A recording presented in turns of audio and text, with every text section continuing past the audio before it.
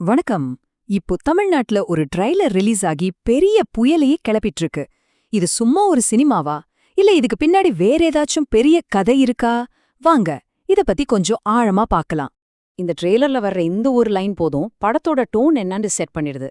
நெருப்பிலிருந்து பிறந்தவள் அப்படிங்கிறது இது ஒரு சாதாரண சரித்திர கதை மட்டும் இல்ல. இதுக்குள்ள வீரம், கோபம், ஒருவேளை பழிவாங்கல்னு எல்லாமே கலந்த ஒரு பெரிய காவியம் இருக்குன்னு நம்மளுக்கு ஒரு ஹிண்ட் கொடுக்குது. சரி, இயக்குனர் மோகன்ஜி பத்தி உங்களுக்கே தெரியும். அவரோட போன படமான திரௌபதி 2020ல வந்துச்சு. நிறைய சர்ச்சைகள் இருந்தாலும் கமர்ஷியலா பெரிய ஹிட் ஆச்சு.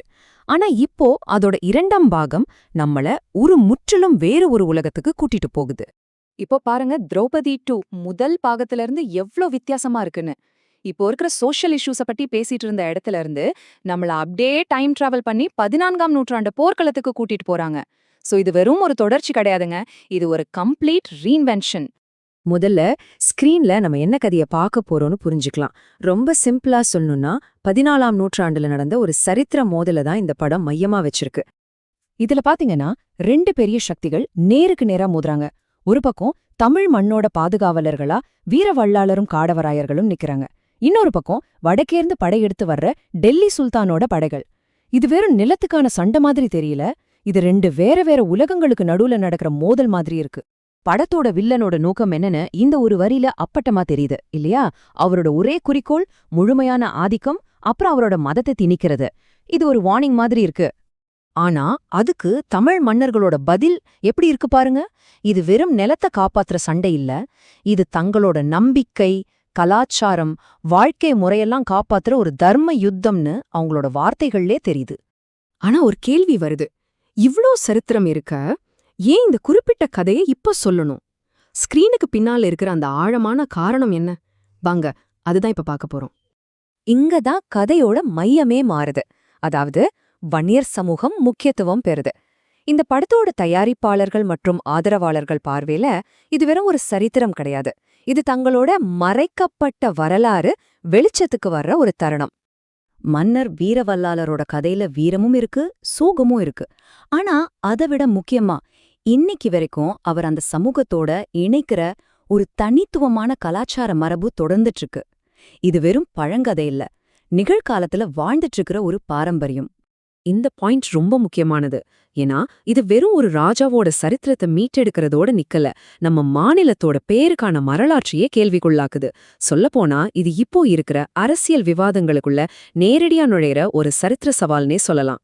ஓகே, இப்போ இந்த சரித்திர படம் எப்படி தமிழ்நாட்டோட தற்கால அரசியல் கடத்துல ஒரு முக்கியமான ஆயுதமா மாறுதுன்னு பார்க்கலாம். இதுதான் இந்த பகுப்பாய்வோட மைய புள்ளி. படத்தை சுத்தி நடக்கிற விவாதங்கள்ல இருந்து ஒரு நம்பர் வெளியே வருது. அதுவும் சாதாரண நம்பர் இல்ல, 98%. அதாவது பல 100 வருஷமா மதமாற்ற அழுத்தங்கள் வந்தும் கூட வன்னியர்கள்ல 98% பேர் இந்துக்களாவே இருக்காங்கன்னு ஒரு வலுவான வாதத்தை முன்வைக்கிறாங்க. பாத்தீங்களா, அந்த 98% அப்படிங்கிறது வெறும் ஒரு புள்ளி விவரம் மட்டும் இல்ல, அது ஒரு பெரிய அரசியல் கருத்தை உருவாக்குறதுக்கு பயன்படுது. அதாவது இந்த சமூகம்தான் இந்த மண்ணோட சரித்திர மற்றும் தற்கால பாதுகாவலர்கள் அப்படிங்கிற ஒரு அடையாளத்தை இது நிறுவுது. இப்போ பாருங்க, ஆன்லைன்ல பரவுற இந்த ஒரு கோட் இந்த படம் எப்படி தமிழ்நாட்டோட முக்கிய அரசியல் இயக்கங்களான திராவிட இயக்கங்களோட நேரடியா மோதுதுன்னு காட்டுது. இது ரொம்பவே சீரியஸான ஒரு குற்றச்சாட்டு. அதாவது அவங்க வேணும்னே இந்த சமூகத்தை அழிக்கிற வேலையை பாக்குறாங்கன்னு சொல்றாங்க. இந்த படத்தோட ப்ரொமோஷன் வெறும் வந்து படம் பாருங்கன்னு சொல்றதோட நிக்கல, இது ஒரு தெளிவான ஆக்ஷன் பிளான். வன்னியர் சமூகத்தை ஒன்னு திரட்டி இந்த படத்தோட வெற்றிய ஒரு கலாச்சார மற்றும் அரசியல் சக்தியோட வெளிப்பாடா மாத்தணும் அப்படிங்கிறது தான் இதோட நோக்கம். ஆக நாம இதுவரைக்கும் பார்த்ததை எல்லாம் ஒன்னு சேர்த்து பார்க்கும்போது ஒரு விஷயம் ரொம்ப தெளிவா புரியுது. திரௌபதி 2 அப்படிங்கிறது வெறும் ஒரு சரித்திர படம் மட்டும் இல்ல, அதுக்குள்ள இருக்கிற ஒவ்வொரு லேயருக்குள்ளேயும் ஆழமான அர்த்தங்கள் ஒளிஞ்சிருக்கு. சுருக்கமா சொல்லணும்னா இதோட கிரியேட்டர்ஸ் மற்றும் ஆதரவாளர்களுக்கு திரௌபதி 2 அப்படிங்கிறது வரலாற்றை மீட்டெடுக்க, ஒரு சமூகத்தை அணிதிரட்ட, அப்புறம் அரசியல் எதிரிகளை விமர்சிக்கணும் ஒரு சக்தி வாய்ந்த கருவியா இருக்கு. அப்போ சினிமா, சரித்திரம், அரசியல் இது 3 ஒன்னோட ஒன்னு பின்னி பிணையும் போது ஒரு ஆழமான கேள்வி எழும்புது.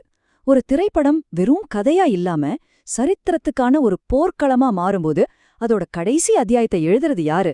யோசிச்சு பாருங்க.